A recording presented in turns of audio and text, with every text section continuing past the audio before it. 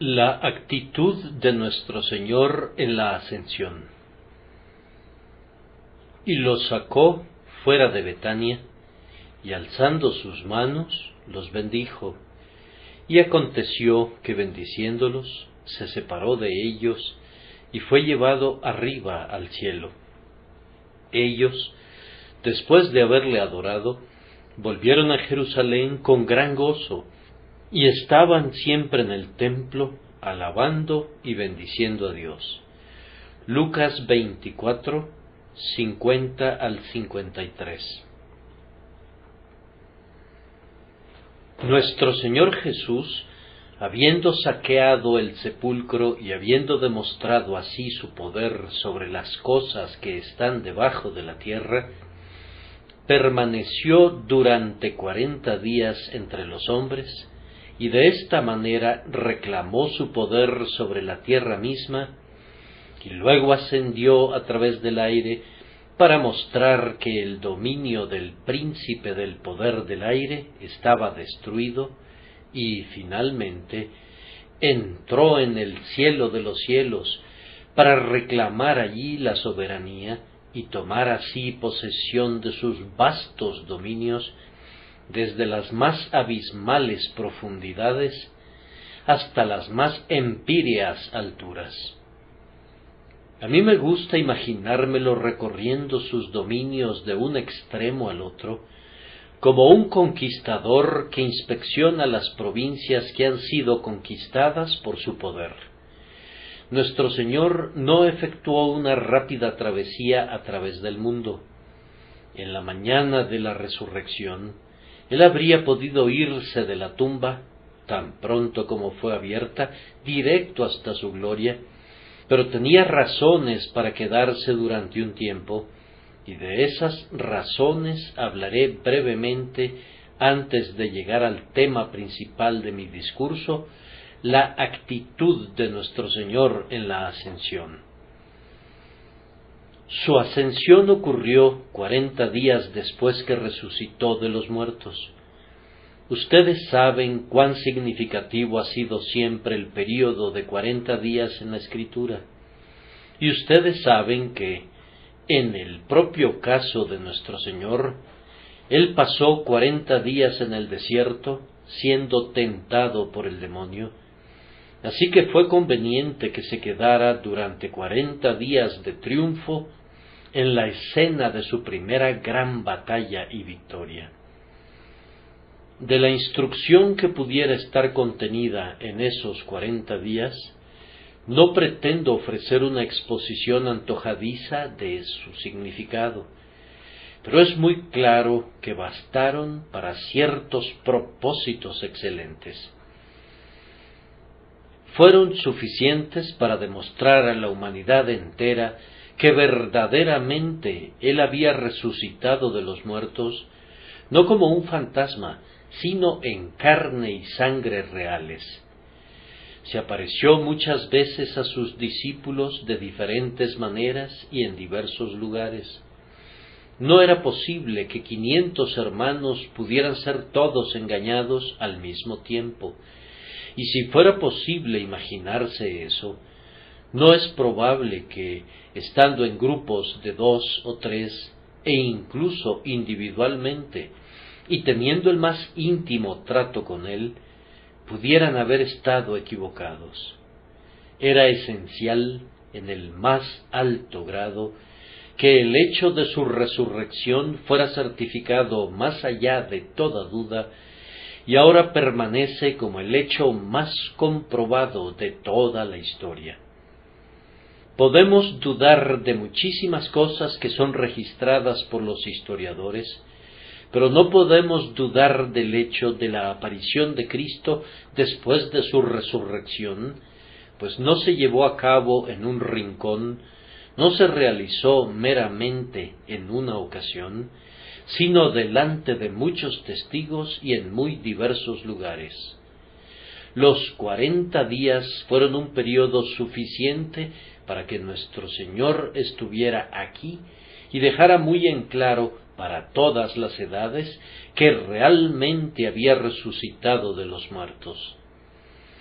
Además de eso, no albergo ninguna duda de que reguló su estadía en la tierra con el propósito de eliminar cualquier duda persistente que pudiera rondar la mente de sus discípulos. A Tomás fue necesario hablarle y ordenarle que metiera su dedo en el lugar de los clavos y que metiera su mano en el costado del Señor. Y hubo otros que, junto con Tomás, albergaron muchas dudas. De hecho, no hubo ningún discípulo que no tuviera alguna duda de algún tipo, así que su Señor tuvo que actuar y hablar de tal manera que cada uno de ellos tuviera la completa seguridad en lo tocante a su identidad y en lo tocante a la naturaleza de su cuerpo resucitado. Así les dijo: mirad mis manos y mis pies, que yo mismo soy, palpad y ved, porque un espíritu no tiene carne ni huesos, como veis que yo tengo. Además de eso, las instrucciones que Cristo había dado previamente a sus discípulos requerían de unos últimos toques.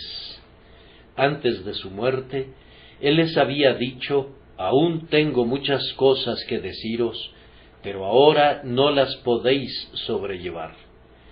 Pero después de que hubo resucitado de los muertos, ellos pudieron sobrellevar mucho más, y no hay ninguna duda de que Él les hizo revelaciones entonces que dejaron que penetrara más luz en sus almas. Leemos en más de una ocasión acerca de cómo abrió sus entendimientos para que recibieran las Escrituras, y cómo abrió las Escrituras para que sus entendimientos pudieran captarlas. Pero lo más importante de todo es que nuestro Señor permaneció aquí durante 40 días para girar sus instrucciones a sus discípulos. A uno de ellos le dijo: pastorea mis ovejas y apacienta mis corderos. Y les dijo a todos ellos: id por todo el mundo y predicad el Evangelio a toda criatura. El que creyere y fuere bautizado será salvo. No partiría hasta no haber girado sus últimas instrucciones, hasta no haber ordenado, por decirlo así, sus batallones, hasta no haberlos colocado en sus filas y no haberles ordenado marchar hacia adelante a la batalla y a la victoria. Hubo una infinita sabiduría en la demora entre la resurrección y la ascensión, y entre más lo consideremos, más veremos que así fue. Baste esto en relación al tiempo de la estancia de nuestro Señor aquí, después de que resucitó de los muertos. Además, el lugar desde el cual tuvo lugar la ascensión es muy instructivo.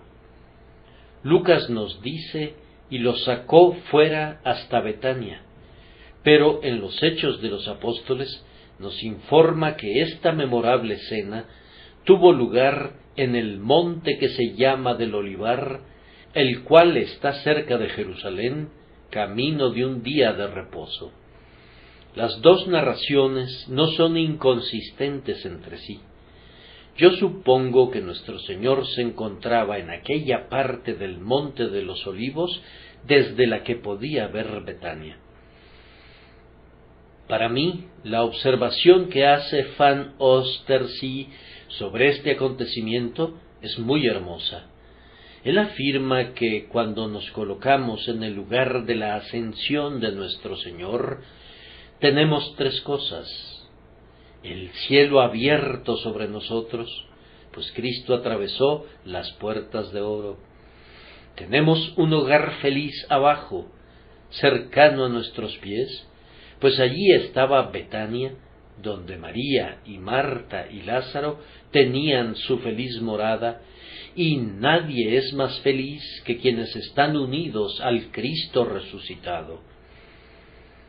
Y luego tenemos aquí una senda, hollada a menudo por los benditos pies de Cristo, y los discípulos debían regresar por esa senda a Jerusalén, a la misma Jerusalén de la cual los había sacado para su ascensión. Así que su ascensión desde esta ubicación nos proporciona tres cosas hermosas: un cielo abierto, un hogar feliz y un sendero consagrado y emparejado por sus benditos pies. Tal vez la circunstancia más significativa acerca del lugar de su ascensión fue que él regresó al cielo desde el punto en el que había tenido comunión con sus discípulos frecuentemente. Allí les había abierto muchos misterios. Fue allí que se sentaron y contemplaron Jerusalén, y él les habló acerca de la destrucción final de la ciudad culpable. Era un lugar muy querido para ellos, y que debió de haber traído muchos recuerdos a la mente de nuestro Salvador. Allí, justo debajo de la cumbre del monte, se encontraban los olivos de Getsemaní, y sus ojos podrían haber mirado el lugar en el que luchó por nuestra causa con todos los poderes de la muerte y del infierno. Es dulce pensar que ascendió a su gloria desde el lugar de su agonía y de su sudor sangriento, y, hermanos míos, nosotros haremos lo mismo en nuestra medida. Desde el hecho en que muramos, ascenderemos a la gloria, y allí seremos transfigurados, y seremos hechos semejantes a nuestro Señor, y desde el sepulcro de la muerte, nuestro Getsemaní, nuestros cuerpos saltarán a la venida del Señor y al sonido de la gran trompeta, para entrar en toda la belleza de la resurrección y la vida. Sí, allí donde combatimos, venceremos. Allí donde sufrimos, allí reinaremos. Me gusta pensar en que el último lugar de la tierra que Jesús tocó fue un monte, pues los montes han sido con frecuencia los lugares en los que se han llevado a cabo las transacciones más grandiosas entre los hombres y Dios, y me gusta verlo acercarse al cielo tanto como pudo sobre sus pies, porque él no obraría un milagro en tanto que se pudiera hacer algo por los medios ordinarios. Y luego, suavemente, por así decirlo, empujó la tierra hacia abajo y él mismo ascendió a la gloria, donde ahora se sienta a la diestra de Dios, el Padre.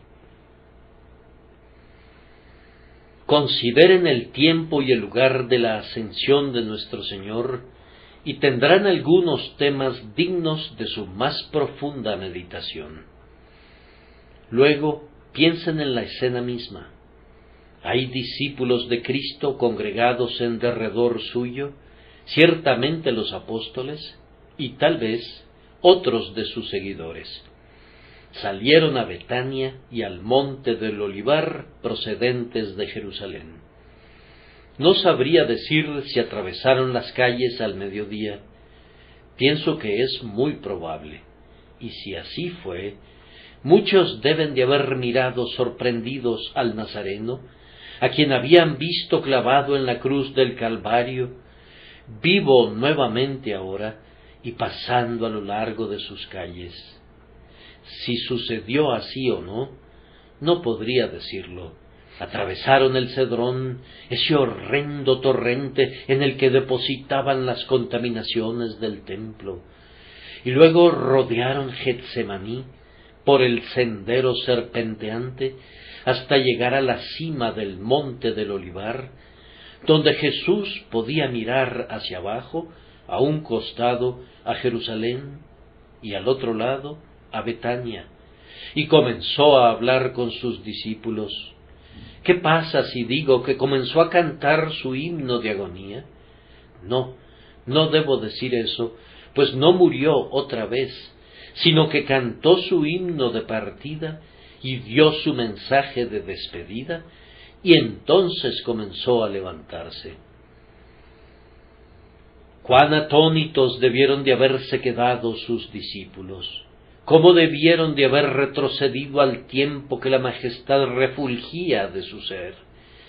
Comenzó a levantarse y subió despacio, alzándose majestuosamente, y los discípulos miraban hasta que desapareció poco a poco ante sus ojos atónitos, y cuando estaba a punto de desaparecer de su vista, vieron una nube que flotaba y los separaba de él, y partió, se fue a su trono. Me gusta pensar en la ascensión de nuestro Señor de esta manera sencilla, aunque sublime. Yo podría haber estado aterrorizado si hubiera sido Eliseo caminando con Elías cuando los caballos y los carros de fuego vinieron para llevárselo, pero no hubo nada terrible acerca de esta ascensión de Cristo. Él no fue un profeta de fuego. Él era delicado, manso y humilde, y no hubo nada que inspirara terror en la manera que ascendió al cielo. Era muy hermoso para mi mente pensar que no se empleó ningún medio en conexión con esta ascensión. No requirió de alas de ángeles que lo transportaran hasta arriba, de ningún brazo visible de la omnipotencia que lo alzara suavemente de esta tierra, de ninguna águila de Júpiter que ocultara a este ser elegido y selecto. No, sino que se eleva por su propio poder y majestad. No necesita de ninguna ayuda. Los ángeles habrían sido muy felices de venir una vez más a la tierra, como habían venido en su nacimiento, como habían estado en el desierto, como habían venido a su tumba. Gustosamente le habrían ministrado, pero no necesitaba del ministerio de los ángeles, al menos al comienzo de su jornada. Él demostró el poder innato de su deidad, por el cual podía partir del mundo justo cuando quisiera, rompiendo con la ley de la gravedad y suspendiendo las leyes que gobiernan usualmente la materia. Muy bien podía realizar esto, ya que él había hecho esas leyes y podía alterarlas y controlarlas como le pluguiera. Le recibió una nube que le ocultó de sus ojos, pues yo supongo que ya habían visto todo lo que tenían que ver, y tal vez detrás de esa nube hubo escenas de gloria que no era posible que ojos humanos contemplaran, y palabras que no era legal que seres humanos oyeran. No sé nada acerca de eso. Me agrada el pensamiento de nuestro autor de himnos relativo a los ángeles, después de que la nube le hubo ocultado de la vista de los mortales. Trajeron su carroza de lo alto para llevarlo hasta su trono, batieron sus alas triunfales y clamaron: la obra gloriosa está consumada. Parece haber una guía para nosotros en ese incomparable Salmo 24. Alzad, oh puertas, vuestras cabezas, y alzaos vosotras, puertas eternas, y entrará el Rey de gloria. Se lee como si los centinelas que estaban sobre la puerta preguntaran: ¿quién es este Rey de gloria? Y los ángeles presentes respondieran: Jehová el fuerte y valiente, Jehová el poderoso en batalla. Alzad, oh puertas, vuestras cabezas, y alzaos vosotras, puertas eternas, y entrará el Rey de gloria. De estas cosas hablamos con aliento entrecortado, pues desconocemos lo que sucedió entonces, pero sí sabemos que le recibió una nube que le ocultó de sus ojos. El punto sobre el que quiero reflexionar especialmente es este: ¿cuál fue la actitud en la que Cristo fue visto por última vez por sus discípulos? Voy a leer las palabras: y alzando sus manos los bendijo, y aconteció que bendiciéndolos se separó de ellos y fue llevado arriba al cielo, de tal forma que la última actitud en la que Cristo fue visto fue esta: sus manos estaban alzadas en el acto de bendecir a sus discípulos. Voy a concentrarme en esa única cosa, las manos alzadas de Jesucristo para bendecir mientras partía de este mundo. Algunas veces hay mucho contenido en la actitud que uno asume. El actor, el orador y el predicador, todos ellos saben que debe haber una acción apropiada en cualquier cosa que hagan. Cuando Rafael representó a Pablo de pie con sus manos levantadas en Atenas, predicando, lo hizo con un buen propósito. Tal vez la habilidad del artista no ha sido percibida siempre, pues, ¿qué estaba diciendo Pablo cuando alzó sus manos? El Dios que hizo el mundo y todas las cosas que en él hay, siendo Señor del cielo y de la tierra, no habita en templos hechos por manos humanas, ni es honrado por manos de hombres. Y al instante alzó sus manos, y puedo entender muy bien que Pablo alzara sus manos ante Agripa cuando dijo: «Quisiera Dios que por poco o por mucho, no solamente tú, sino también todos los que hoy me oyen, fueseis hechos tales cual yo soy, excepto estas cadenas». Y las esposas chirriaron en sus muñecas. No se nos dice mucho acerca de la acción con la que nuestro Señor Jesucristo acompañó sus palabras. Hay algo que fue registrado acerca de él, en lo que sería una gran bendición si todos los ministros le imitaran. Abriendo su boca, les enseñaba, diciendo: no siempre sabemos qué postura adoptaba, pero en la ocasión de su ascensión sabemos exactamente cuál era su postura. Alzando sus manos, los bendijo. Observen primero que sus manos estaban alzadas para bendecir. Esta bendición no fue algo inusual, pues sus manos eran manos benditas, y nada sino bendiciones salían siempre de ellas. ¡Qué bendiciones habían recibido miles de personas de esas amadas manos suyas! Esas manos habían multiplicado los panes y los peces, y habían alimentado a miles de personas hambrientas. Esas manos habían tocado los ojos de los ciegos, y los había abierto.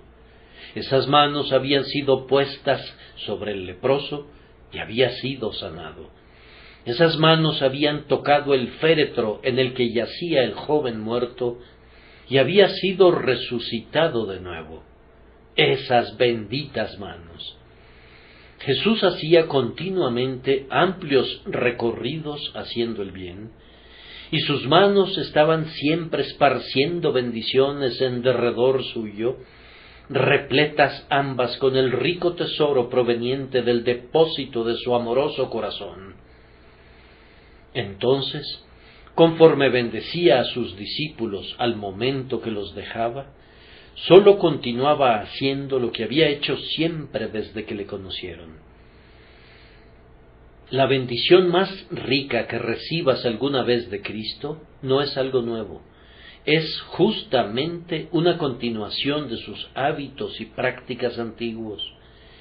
Y si fuera en este instante a alzar sus manos para darnos alguna bendición especial, como ruego que lo haga, únicamente sería otro eslabón en una larga cadena, de la que cada eslabón es más precioso que el diamante más valioso del mundo. Él alzó sus manos para bendecir a sus discípulos de nuevo, porque siempre había estado bendiciéndolos, y seguirá bendiciéndonos, hermanos, porque nos ha bendecido en el pasado, y Él no cambia. Cristo bendijo a sus discípulos, pero esta vez lo hizo de una manera diferente, pues les bendijo con una nueva autoridad. Ustedes saben que el sumo sacerdote salía, después de que se había cumplido el día de la expiación, y de que todos los sacrificios habían sido ofrecidos, y se quitaba las vestiduras blancas que había usado durante la primera parte del día como sacerdote común. Esas vestiduras deben de haber estado todas manchadas con sangre, pues todo el día había estado ocupado con el derramamiento y la rociadura de la sangre. Y luego el sumo sacerdote se vestía con su manto de gloria y belleza, el vestido de azul y carmesí y lino fino, con sus campanillas de un muy dulce sonido y sus granadas, y un pectoral resplandeciente sobre su pecho y una mitra sobre su cabeza. Y luego salía y daba al pueblo la bendición que sólo podía ser otorgada cuando la expiación era consumada. Y así, hoy, Jesucristo bendice a su pueblo, no como el sacerdote que está ofrendando el sacrificio, sino como alguien que lo ha ofrecido. Todo está consumado, y ahora, con autoridad, no como un intercesor, sino como alguien que posee el poder de dar, bendice a su pueblo.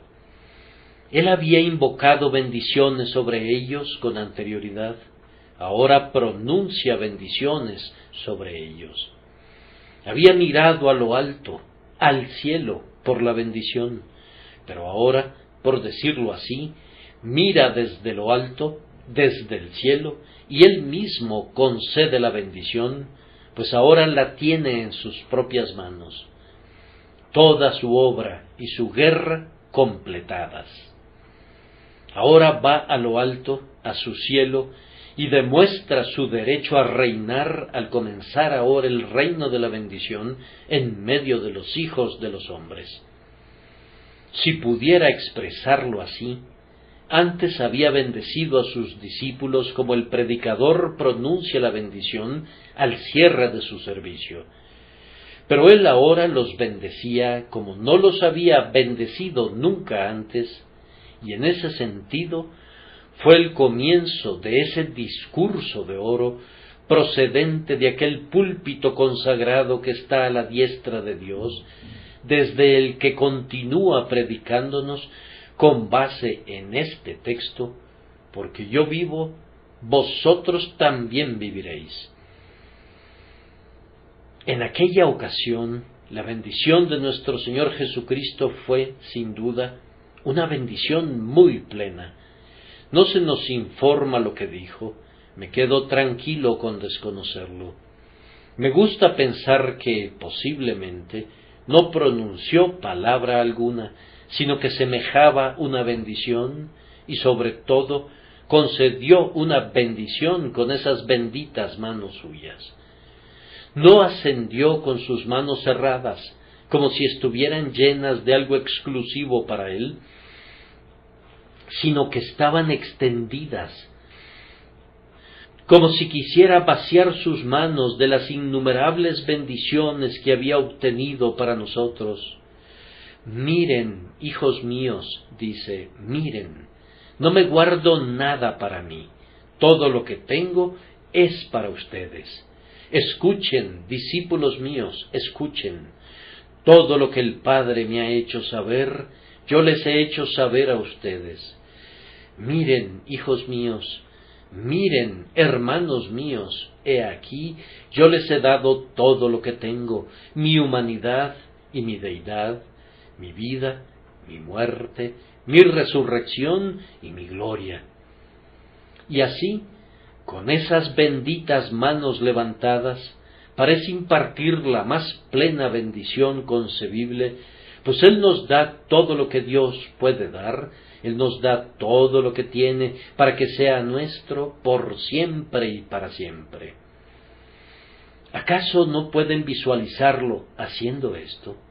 Le veo ahora con el ojo de mi mente. Mi imaginación pareciera ayudar a mi fe, y yo bendigo su amado nombre, porque la última vez que sus discípulos le vieron con sus manos vacías, después que derramó sobre ellos la bendición. Noten también que esta bendición fue para sus discípulos. ¿Acaso no puedo poner el énfasis en eso?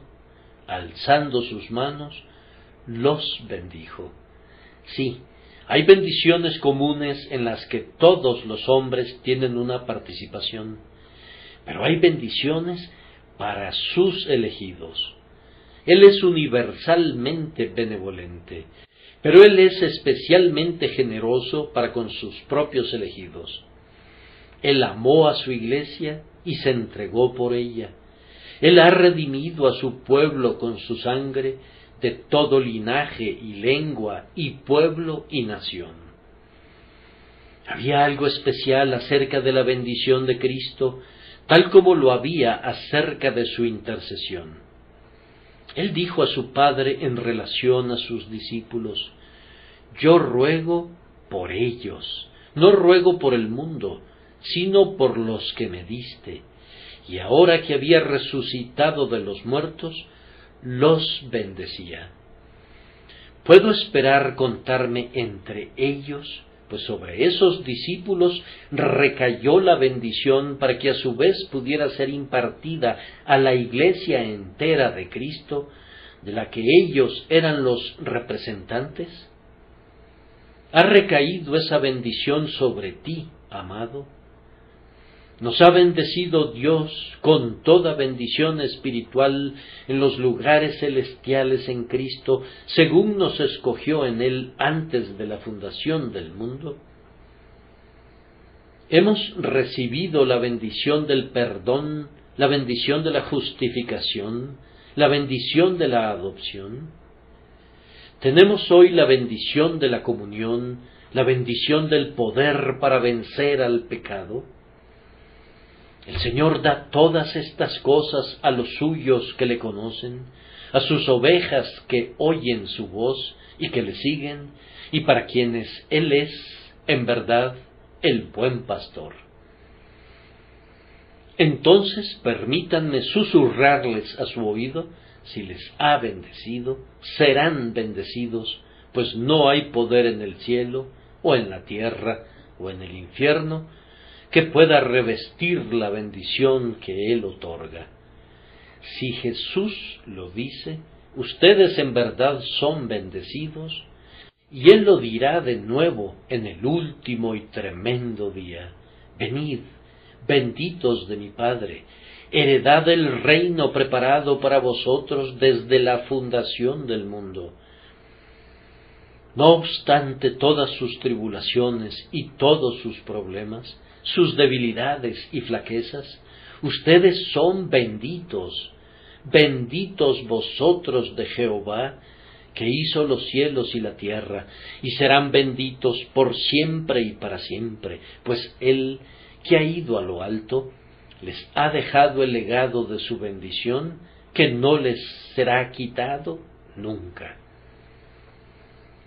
Yo considero esta bendición de los discípulos de parte de su Señor ascendiendo como un adecuado final para la vida del Salvador, como si el Señor les dijera: he aquí, este es un resumen de mi vida entera, he vivido para bendecirlos.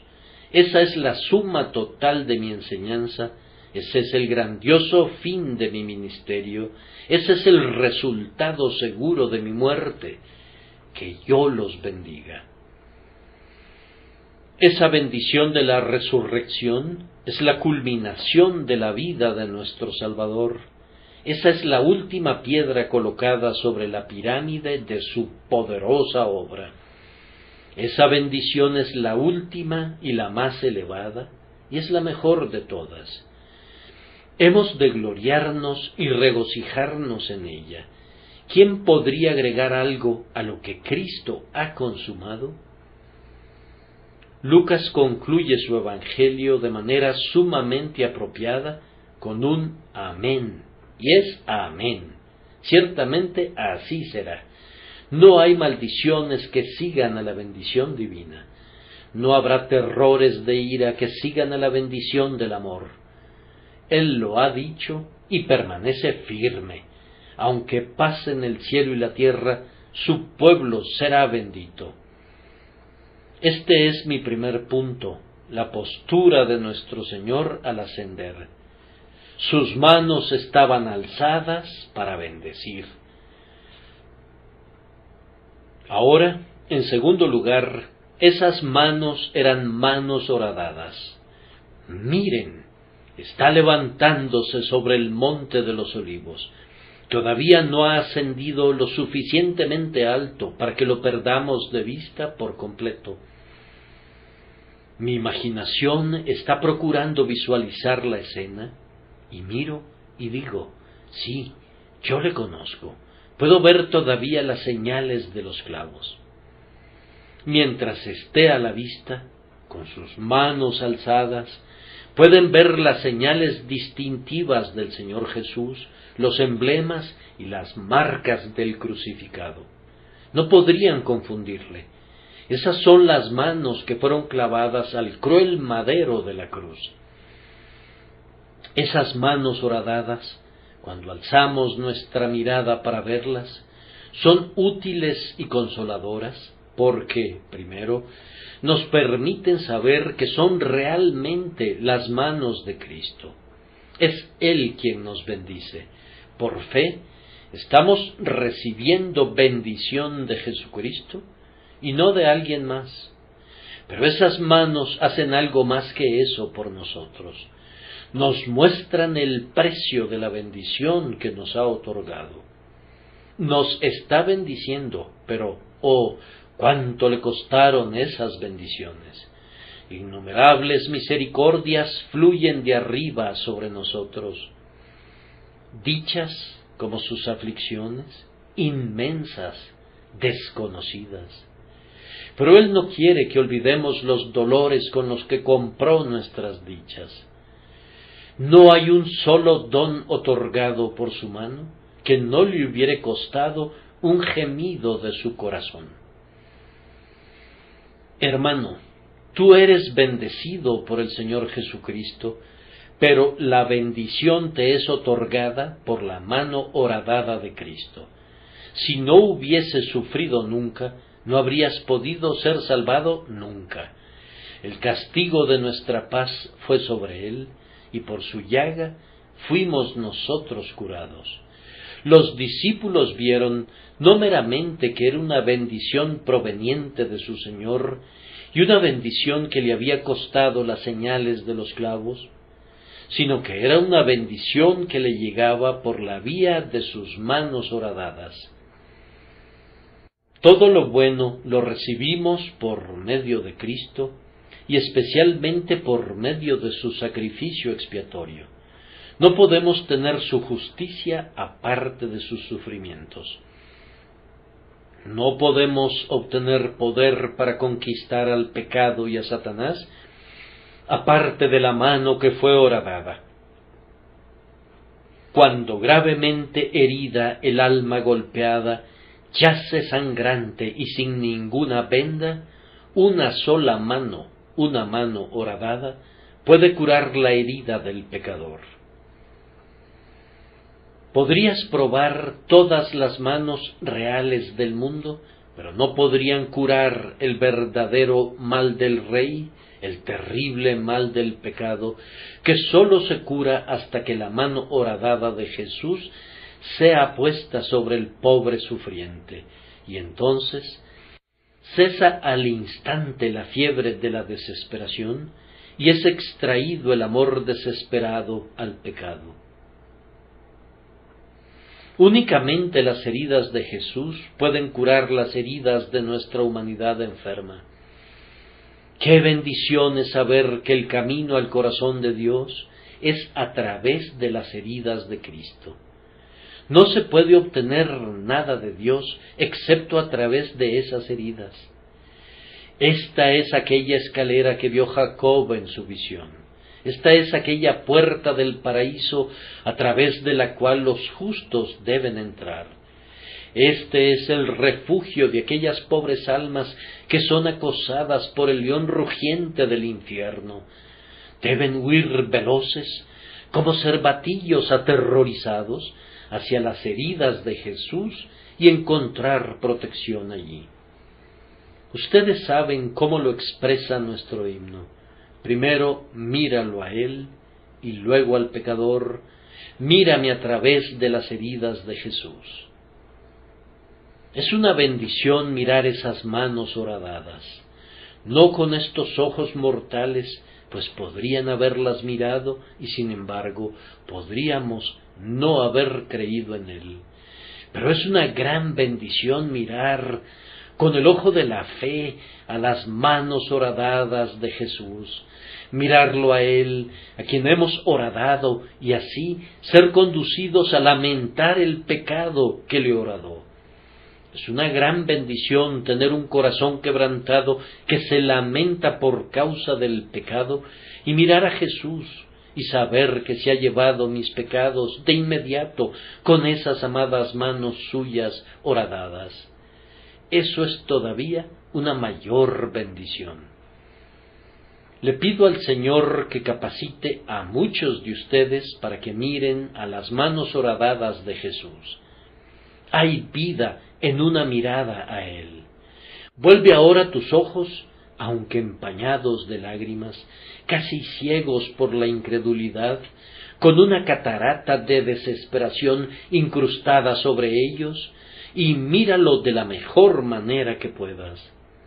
Él soportó, para que tú no tuvieras que aguantarla, la justa ira de su Padre.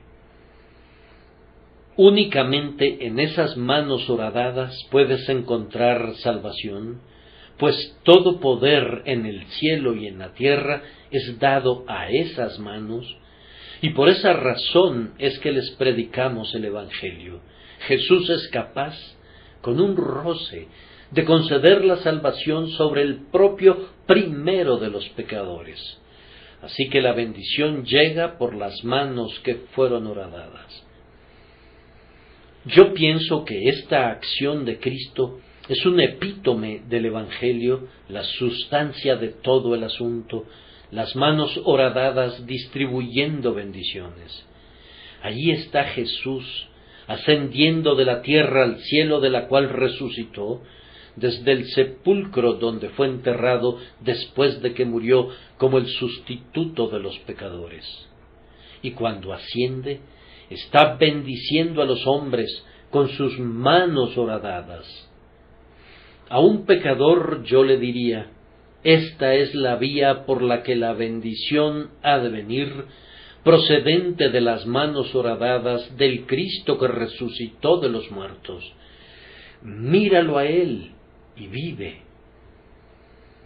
No he de demorarme más, aunque el tema es seductor, sino que lo he de concluir con una tercera reflexión.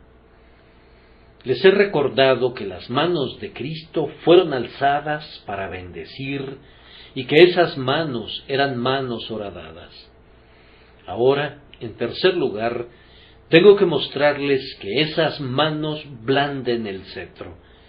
Miramos hacia atrás, al Calvario y al olivar, y recordamos que las manos que nos bendijeron fueron las manos que sangraron por nosotros. Ahora miramos hacia adelante y vemos que las manos que nos bendijeron son las manos que gobiernan el mundo. En este preciso momento, el cetro de la providencia es sostenido en la mano que fue horadada, la mano del hombre de amor, el crucificado. Pues todo fue creado por medio de Él y para Él, y Él es antes de todas las cosas, y todas las cosas en Él subsisten. No hay un solo ángel en el cielo que no se deleite en cumplir sus órdenes, y vendrá el tiempo en el que, en el nombre de Jesús, se doble toda rodilla de los que están en los cielos, y en la tierra, y debajo de la tierra, y toda lengua confiese que Jesucristo es el Señor, para gloria de Dios Padre. Además, esas manos que nos bendijeron son las manos que gobiernan la Iglesia de Dios. En este momento, Jesús camina en medio de los candeleros de oro, portando bendiciones para las diversas ramas de su Iglesia, gobernando en todas partes, en todas las cosas, pues Él es cabeza sobre todas las cosas a la Iglesia. Y esas son las manos que veremos en la mañana de la resurrección, cuando suene la trompeta y ese gran trono blanco que, como un espejo, reflejará el yo más íntimo del hombre, llenará el centro de la prodigiosa asamblea de todos los hombres, de todas las naciones y de todas las edades. La mano del juez será la mano de nuestro Redentor. La esposa le dice al esposo en el Cantar de los Cantares, sus manos, como anillos de oro engastados de jacintos. Independientemente de lo que pueda significar ese hermoso conjunto de imágenes, estoy seguro de que no puede ser lo suficientemente bueno para expresar la belleza de la mano de Cristo para nosotros. La joya más brillante que haya usado jamás algún monarca no podría compararse, ni siquiera por un segundo, con la belleza de esas heridas suyas. Ahora brillan esplendentes sus señales de los clavos, todo ojo verá sus heridas, quienes le horadaron se lamentarán ante su aparición. Pero nosotros no lo haremos, pues diremos, esas son las mismas manos que nos bendijeron. La última vez que fueron vistas por hombres mortales, estaban extendidas para bendecir a sus discípulos, así que no pueden ser manos que nos hieran, pues Él no bendice primero para después maldecir.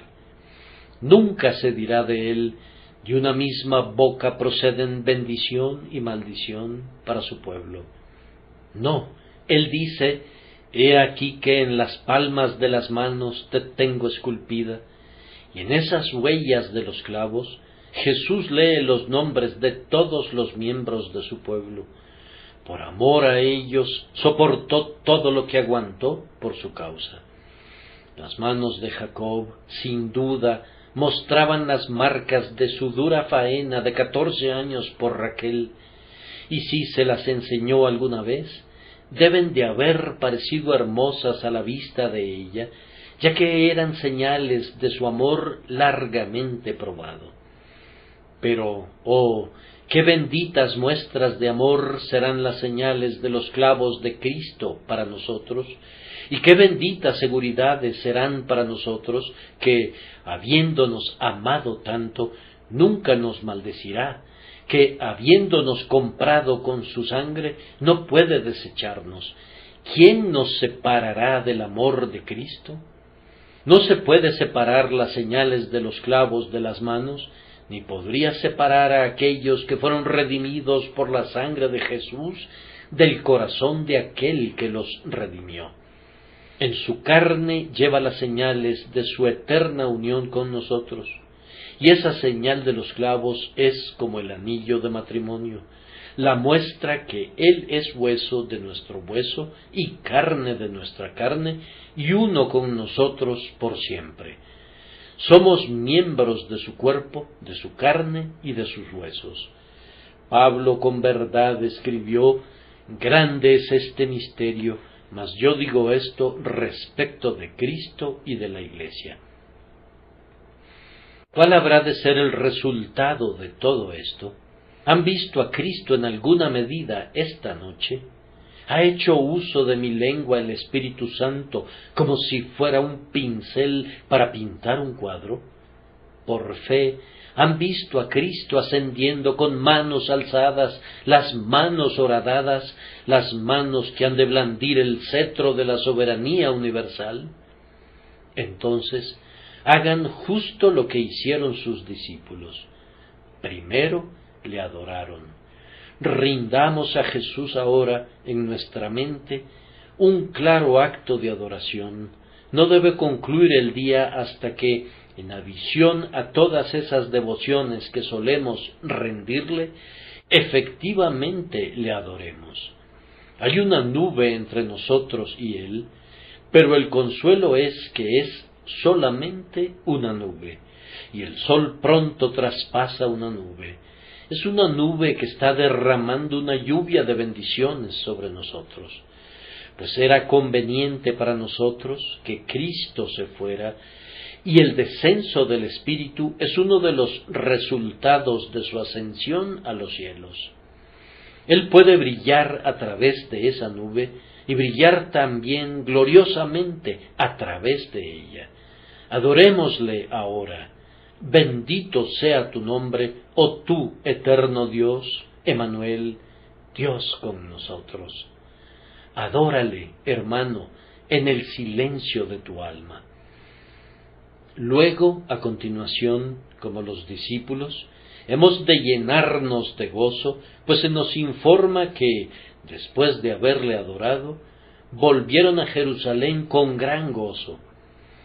Sí, deben regresar a su Jerusalén, deben regresar a casa, deben ir en medio de hombres y mujeres impíos para servir a su Señor, pero han de ir, como lo hicieron los discípulos, con gran gozo. Vayan con esta nota de júbilo en sus labios. Nuestro Señor ha resucitado de los muertos, nuestro Jesús ha ascendido a lo alto, los poderes del infierno son conducidos cautivos, arrastrados a los portales del firmamento. Yo experimenté que un pensamiento de la exaltación de nuestro Señor me alzó de los límites de la desesperación en una terrible hora, hace mucho tiempo, cuando la razón casi vacilaba después de que me habían sobrevenido grandes calamidades. Recuperé mi equilibrio y mi paz mental en un solo instante al recordar este texto específico, por lo cual Dios también le exaltó hasta lo sumo y le dio un nombre que es sobre todo nombre.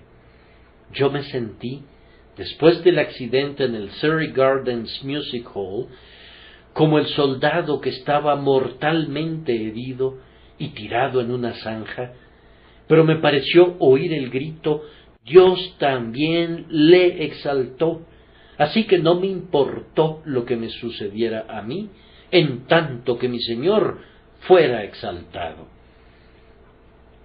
Se dice que uno de los grandes soldados de Napoleón yacía herido, desangrándose hasta la muerte, pero vio al emperador cabalgando cerca de él, y sus ojos despidieron fuego otra vez, y dijo: no se preocupen por mí, pues el emperador está a salvo. Así es como yo sentí, en un sentido mucho más elevado, en relación a mi exaltado Señor, y me dije: en tanto que viva y reine, todo está bien. Los hombres pudieran encolerizarse contra mí como quieran, pero ¿qué importa en tanto que Él sea exaltado? Yo quisiera, queridos amigos, que sintieran así en relación a su Señor que ascendió al cielo. Regresen a casa y adórenle, y sean llenos de gran gozo. Luego hubo otra cosa que hicieron los discípulos. Ellos estaban siempre en el templo, alabando y bendiciendo a Dios. Su gozo ha de tener una adecuada expresión. Jesús ha resucitado, así que comiencen a alabarle, y habiéndolo hecho una vez, continúen alabándole, y no dejen de hacerlo en tanto que haya una causa para alabarle, y eso será por siempre y para siempre. Jesús ha ido a lo alto, al cielo, y ha abierto un camino directo al trono de Dios. Entonces envíen sus alabanzas a Él a lo alto. El corazón de ustedes ha de remontarse directamente desde la tierra hasta el corazón de Dios. Yo puedo exhortarlos a que hagan esto, pero únicamente el Espíritu Santo puede habilitarlos para hacerlo, y yo ruego que Él haga esto ahora para todo el pueblo del Señor. Si los que están fuera se estuvieran preguntando, ¿qué tenemos que ver con este Jesús que ha ascendido al cielo? Permítanme simplemente recordarles de otro propósito de su exaltación.